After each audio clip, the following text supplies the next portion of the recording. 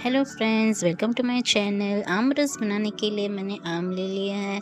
उसे पानी में ऐसे भिगो देना है आधे 1 घंटे के लिए।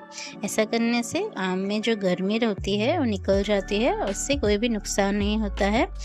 आधा और 1 घंटे हो जाने के बाद देखिए मैंने आम का सब छिलका निकाल लिया है और इसे बारीक बारीक टुकड़ों में कट कर लेना है। देखिए मैंने ऐसे पीसेस कर लिए हैं। अब इसमें पानी और शक्कर डालकर ब्लेंडर की मदद से आम रस बना लेना है। ब्लेंडर नहीं है तो मिक्सर जार में या जूसर में भी आम रस बना सकते हैं। शक्कर जो है ऑप्शनल है। अगर आपके आम खट्टे जैसे है थोड़े तो शक्कर डालिए, वरना ज़रूरत नहीं है। इसके बाद देखिए आम रस बनाया है तो गर्मा गर्म पूरियाँ तो बनानी ही पड़ेंगी।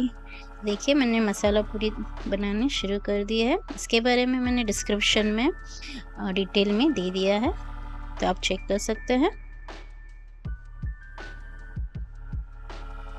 देखिए हमारी गर्मा गर्म मसाला पूरी और ठंडा ठंडा आम रस बनकर तैयार है, तो एंजॉय करिए। Thanks for watching. मिलेंगे नेक्स्ट रेसिपी में।